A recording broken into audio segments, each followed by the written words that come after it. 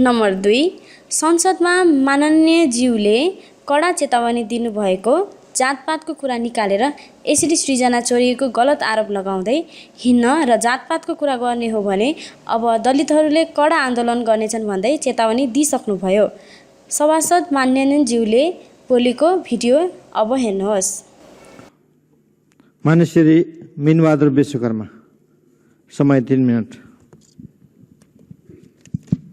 सम्मान्य सभामुख महोदय, विगत केही दिनदेखि के बालक, के तरुण, के युवा, के वृद्ध सबैको मुखमा हर पल गुनगुनाइरहने धुन बनेको छ, गलबन्दी च्यातियो तिमीले तानेर। भाका नेपाली साङ्गीतिक इतिहासमा यति छोटो समयमा करिब 30 दिनमा 1.5 करोड दर्शक बनाउन चाहन्छु कुरा होइन। संसारभरि नेपाली मनले मात्र होइन, विदेशी मनले पनि यही धुन गुनगुनाइरहेको छन् आजभोलि। यसमा नेपालको मौलिक संस्कृतिलाई समृद्ध बनाउने कलाकार प्रकाश सपुत र शान्तिश्री परियारलाई हार्दिक बधाई तथा शुभकामना व्यक्त गर्दछु। सरकारको सम्बन्धित निकायले उनीहरूलाई उच्च सम्मानका साथ सम्मान गर्न पर्नेमा सत्तारूढ दलकै साङ्गीतिक क्षेत्रमा आबद्ध भातृ संस्थाका आबद्ध कलाकार शम्भु राईले चाहिँ नक्कल गरेको, मेरो लय नक्कल गरेको भने मुद्दा हालेछन्।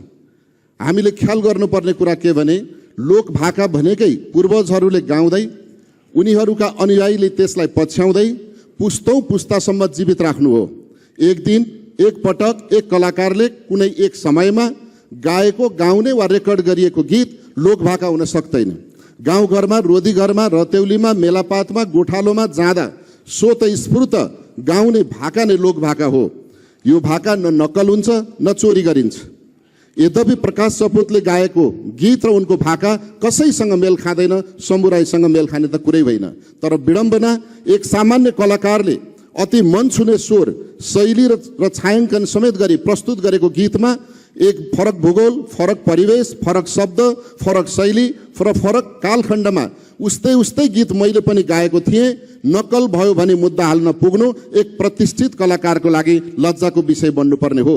तर उल्टै शम्भु राई र उनका मतियारहरूले सामाजिक सञ्जालको दुरुपयोग गरी प्रकाश सपुतलाई जातीय भेदभावका दृष्टिले अति नीच गाली गलोच गर्ने र उनलाई हतोत्साही बनाउने निरन्तर लागि परेको देखिन्छ। त्यति मात्र होइन, संविधान, कानुन र सामाजिक सद्भावको बरखिलाफ हुने गरी सिङ्गो दलित समुदायलाई अपमानित हुने गरी उनीहरूमाथि नीच ढङ्गले जातीय भेदभाव र अपमान गरेको हुनाले साइबर कानुन अन्तर्गत जातीय छुवाछुत तथा भेदभाव कसुर सजाय ऐन 2068 अन्तर्गत र संविधानको धारा 24 अन्तर्गत उनीहरूलाई तत्काल कानुनी दायरामा ल्याउन माग गर्दछु। अन्यथा सिङ्गो दलित समुदायमा दलित समुदाय आन्दोलनमा उत्रिन बाध्य हुने कुरा सम्मान्य सभामुख मार्फत सरकारको ध्यान गराउन चाहन्छु। साथै मलाई के लाग्छ भने अहिले सरकार नै सामाजिक सद्भाव र जातिका बीचमा, नागरिक बीचमा द्वन्द्व गराउन चाहन्छ। उदाहरणका लागि रेशम चौधरीको कुरा पनि लिन सकिन्छ सभामुख महोदय।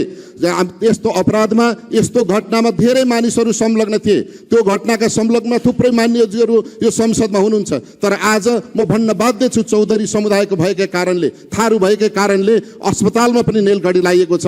त्यही कुरा सपुतलाई, प्रकाश सपुत र शान्तिश्री परियारमा जोडिएको कुरा अवगत गराउन चाहन्छु। सरकारको गम्भीर ध्यानकर्षण होस् भन्ने सभामुख मार्फत सम्बन्धित सरकारको ध्यानकर्षण गराउँछु। धन्यवाद। चौथो नम्बरमा यस हप्ता अर्को भाइरल भएको भिडियो, त्यो भिडियो चाहिँ के हो भने वरिष्ठ पत्रकार ऋषि धमलाको कार्यक्रमको बहसमा 2 जना बीच चर्काचर्की भएको छ। एकजनाले तोरी लाउरे भन्ने, अर्का एकजनाले युएनको एजेन्ट भन्ने। यसैबीच उहाँहरू बीच चर्काचर्की भएको छ। त्यो भिडियो पनि हेर्नुहोस्। तर विधेयक प्रस्तुत गर्दाखेरि संविधानको मर्म र भावनाको अनुकूल हुनु पर्यो। तपाईले जाँच्ने हो कि सर्वोच्च अदालतले जाँच्ने हो? सर्वोच्च अदालतले मुद्दा परेपछि। तर अनि तपाईले जाँच्ने कि संसदले जाँच्ने? संसदले पनि संविधानको बरखिलाफ पनि गरे। सडकमा संविधानको चुनाव किन गरे? चुनाव हार्ने, आफू यत्रो बन्ने, तपाईँ यस्तो व्यक्ति हुनुहुन्छ जो कहिले पनि चुनावै नलडिकन, जनताको बीचमा नगइकन चाकरीको भरमा तपाईँ सांसद तपाईँले कुरा गर्ने, तपाईँले कहिले चुनाव लड्नु भएको छ? पटक समानुपातिकमा मनोनयन भएर तर एकचोटि मौका मात्रै पाउँछ छ। उहाँ चुनावै नलगेर यस्तो चाहिँ के छैन उहाँमा के त्यत्रो महान प्रतिभा छ कि उहाँ नै सांसद हुनुपर्ने के तपाईँमा त्यस्तो तपाईँ क्षमता जस्ता छ? तोरेलहरू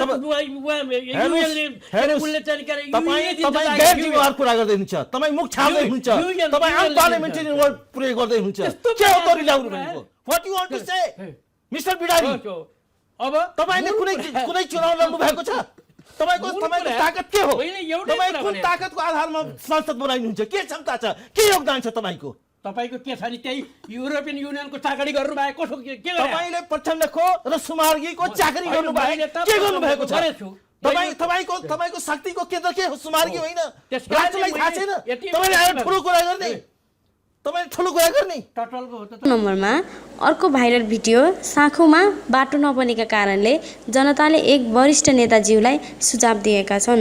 सुझाव कस्तो दिए त जनताहरूले पुरा भिडियो हेर्नुहोस्।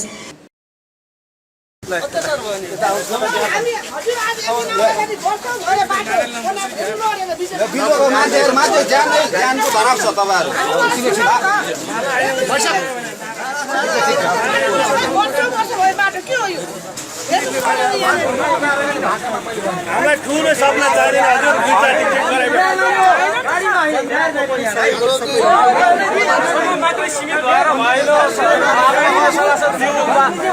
प्रधानमन्त्री ज्यू दुईपटक हजुरले जितिसक्नुभयो यो बाटोको हालत यस्तो छ हजुर हामी बोल्नु जनताको समस्या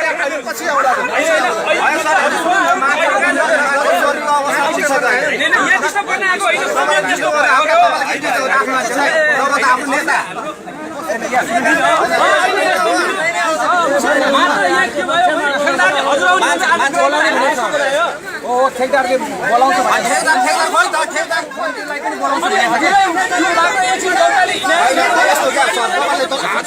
सुन्नु तपाईँले हात पन्था पछिँदैन हाम्रो नेतालाई हामीले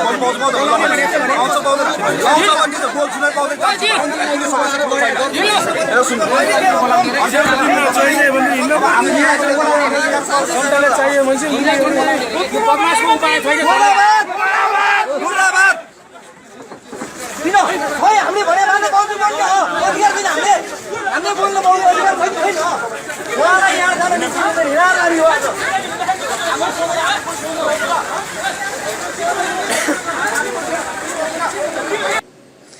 पुरा भिडियो हेरेर साथ दिनुभएकोमा धन्यवाद। हाम्रो च्यानललाई लाइक, शेयर, सब्स्क्राइब गरिदिनु हुन अनुरोध गर्दछु।